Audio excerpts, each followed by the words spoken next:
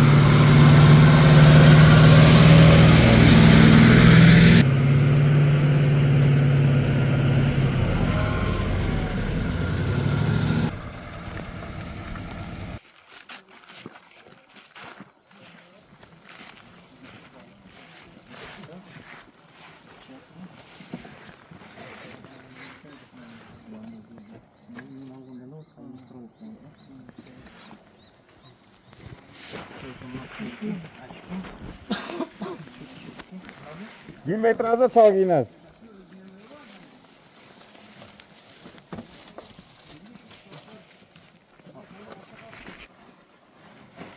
Yes.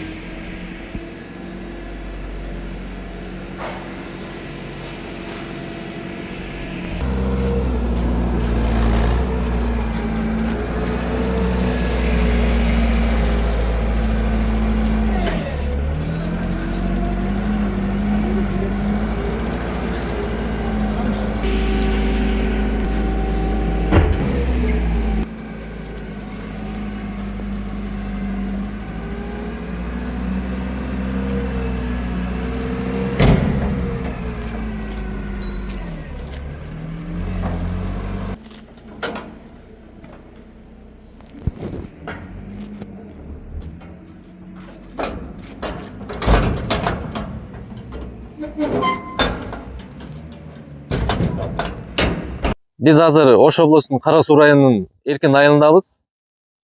Бул жерде кампа эскирген пестициддер менен көп жылдан бери чечилбеген маселе болчу.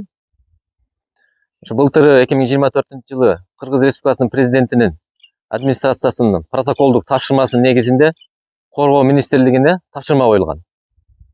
Биринчи этабын аткаруу боюнча. Биринчи этап бул эскирген пестициддерди, кургак эскирген пестициддерди жана суюк эскирген пестициддерди кайра таңгактоо жана контейнерлерге жайгаштыруу. Ушул жылдын 21-апрелинен 30-апрелине чейин ушул тапшырма бизге коюлду. Ушул тапшырманы аткаруудабыз. Аткаруу учурунда бардык эрежелер сакталып атат. Өздүк курам коргонуучу каражаттарды колдонуп атат. Ушул көп жылдан бери чечилбей келе жаткан маселе ушул Эркин айылында пестицид боюнча 100 тоннадан ашык суюктук жана ушул мешөктөрдө болгон. Канча жылдан бери ушул көйгөй чечилбей келип, мына биринчи курултайда Абдибаев Камилжан, андан кийинки экинчи, үчүнчү курултайда мен көтөрдүм ушул вопросторду. Мына бийликке рахмат, ушундай реакция кылып, көп жылдан бери чечилбей калган маселени чечип, мына жумуш жүрүп атат азыркы күндө. Азыркы күндө эски ушу айрылып кеткен мешөктөрдү башка жаңы мешөккө таңгактап, 19 контейнер келиптир. Азыр ошо 19 контейнерге киргизип, иштери жүрүп жатат. Ушул жерде Коргоо министринин балдары, ушул жамаат иштеп атат. Ушуларга дагы терең ыраазычылык билдирем.